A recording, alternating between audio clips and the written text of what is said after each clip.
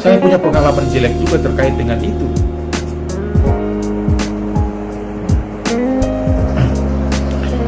Ada pelatih yang atlet lagi berlatih sampai setengah mati, mereka malah duduk main kartu. Itu kan gak benar. Boleh bermain, tapi waktu latihan berlatih, waktu bermain ya bermain, waktu jalan ya jalan. Jadi kita harus bisa menghargai ya. Yang berikut juga, seorang pelatih adalah seorang ilmuwan. Sebagai seorang ilmuwan, merupakan tanggung jawab pelatih agar tidak terjadi malpraktek. Jangan melatih sembarang. Pelatih dengan dokter itu mirip-mirip gitu, karena dokter dalam hal mengobati pasien itu terkait dengan dosis latihan. Pelatih dalam hal melatih juga terkait dengan dosis latihan. Dokter memberikan dosis latihan terlalu ringan, pasiennya tidak sembuh-sembuh. Sebaliknya, dokter memberikan dosis latihan terlalu berat, pasiennya bisa kolaps, mati. Tetapi ini kan tidak terjadi pada pelatih. Padahal semestinya sama. Pelatih memberikan dosis latihan yang ringan, atlet juga tidak berprestasi secara baik. Pelatih memberikan dosis latihan yang berat, ya, juga bisa mengakibatkan overtraining. Atlet tidak bertambah baik, tidak bertambah berprestasi, justru bertambah jelek prestasinya. Maka peran Anda sebagai ilmuwan, bacalah. Bahkan kalau bisa melakukan penelitian-penelitian ringan. Bagaimana mengkawinkan ini dengan ini? Bagaimana kalau ini saya kawinkan dengan ini? Apakah memiliki dampak yang positif atau tidak? Memiliki kontribusi yang positif atau tidak? Akan bisa mempengaruhi atau tidak latihan kita? Ini penting. Jadi pelatih itu punya tanggung jawab untuk menjadikan pendekatan keilmuannya menjadi implementasi yang nyata dalam sebuah proses latihan. Jadi terkait dengan berbagai peran pelatih yang sudah saya kemukakan untuk memahami ya dan mendalami serta mengimplementasikan dengan lebih komprehensif, lebih lengkap ya, proses fasilitasi atlet dalam berlatih untuk mencapai tujuan sesuai yang kita harapkan. Berlatih perlu mempelajari berbagai ilmu yang diperlukan.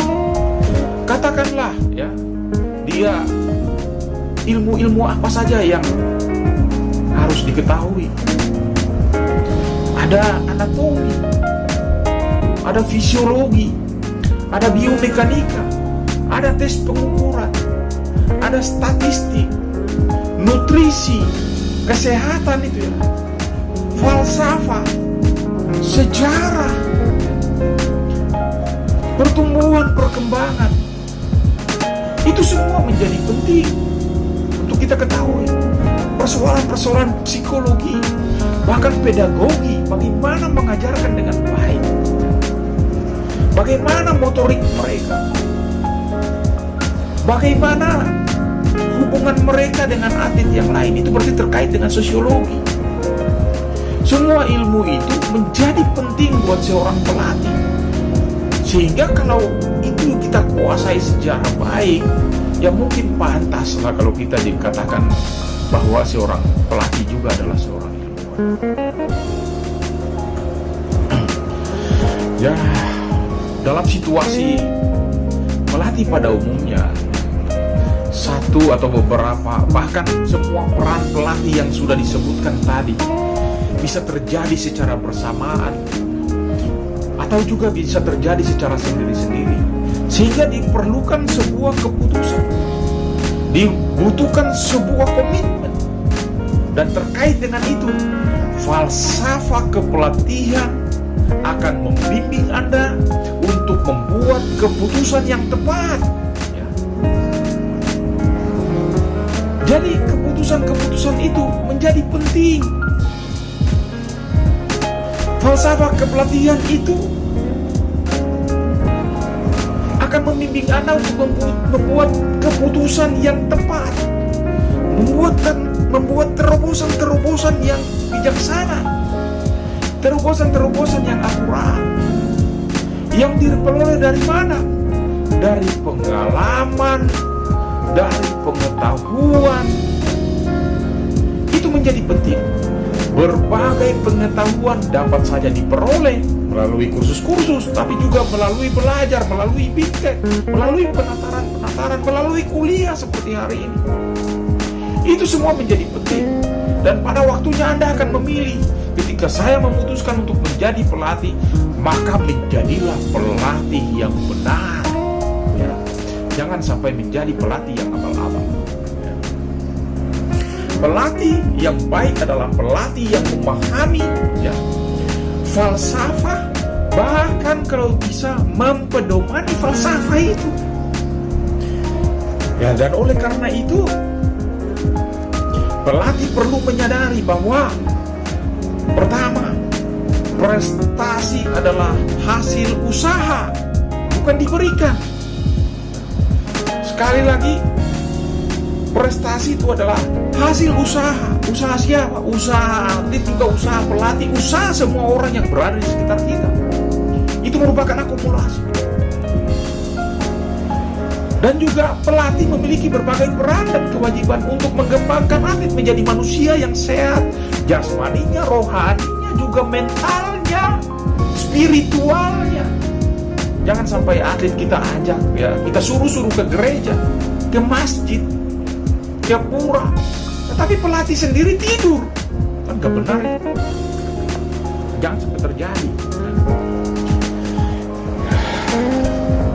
Itu hal-hal yang penting untuk kita ketahui. Dalam upaya mencapai prestasi olahraga yang maksimal, masih dijumpai olahragawan yang melakukan tindakan-tindakan tidak terpuji, tercela. Bahkan ada yang menggunakan zat-zat terlarang, doping dan seterusnya. Ini wujud dari ketakutan. Dan kalau ini terjadi, ini merupakan penipuan dan sangat membahayakan kesehatan atlet. Mengkonsumsi zat-zat yang berbahaya, doping, itu sama dengan orang karbit. Dan dampaknya tidak pernah akan bagus. Dampaknya selalu jelek. Dampaknya selalu merugikan.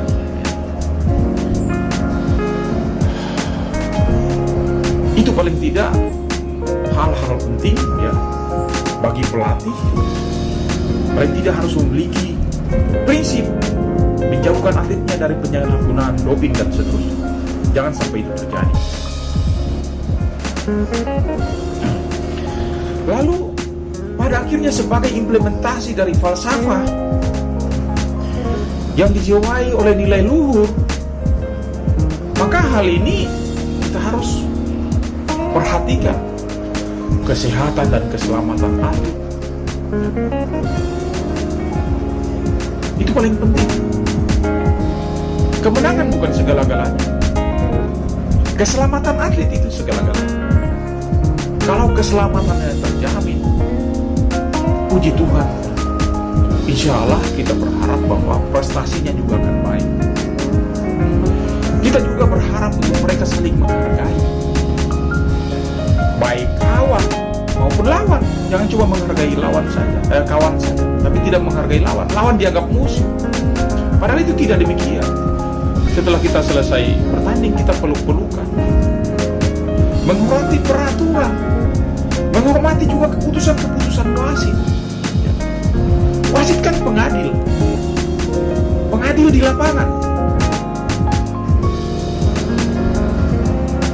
Jangan lupa juga, wasit juga bisa melakukan kesalahan-kesalahan. Tapi moga-moga saja kesalahan itu tidak fatal. Semoga saja kesalahan-kesalahan itu tidak disengaja. Sehingga itu kita juga pantas dan perlu berpikir waras. Wasit juga adalah manusia. Rocker juga adalah manusia, apalagi wasit. Dalam hal mengambil keputusan yang begitu dibutuhkan konsentrasi yang tinggi dan cepat dan tepat, dia juga bisa melakukan kesalahan. Maka kita perlu juga memberikan petunjuk kepada atlet-atlet kita, ya, agar menghormati keputusan-keputusan, menjunjung tinggi keputusan-keputusan. Arena olahraga itu tempat yang suci. Ketika kita mulai bertanding di atas arena itu, hilangkan seluruh rasa curiga mencurigai. Wah, belum bertanding lagi sudah berpikir bahwa ini pelatih ini pasti memihak. Itu sudah salah. Jadi marilah ini kita bersama-sama menyerap aspirasi, bagaimana seyogianya sebuah falsafah itu menjadi idealisme yang dalam bagi kita, menjadi sebuah pedoman, menjadi sebuah ukuran untuk kita bertindak dalam hal melakukan kepelatihan-kepelatihan kita, sehingga pada akhirnya akan memberikan sikap yang positif, ya. Sikap sebagaimana seorang pelatih yang profesional menjalani tugas-tugas dengan profesional, sehingga pada akhirnya bisa membuahkan hasil yang baik, ya. Mendatangkan prestasi yang baik, prestasi yang maksimal, sehingga tujuan kepelatihan kita pada akhirnya tercapai, ya. Saya kira itu yang bisa saya sampaikan pada kesempatan ini, ya. Selanjutnya nanti akan kita buka, ya, sesi siapa yang mau bertanya, silakan memberikan pertanyaannya dan akan saya jawab, ya. Silakan kepada anda sekalian, ya.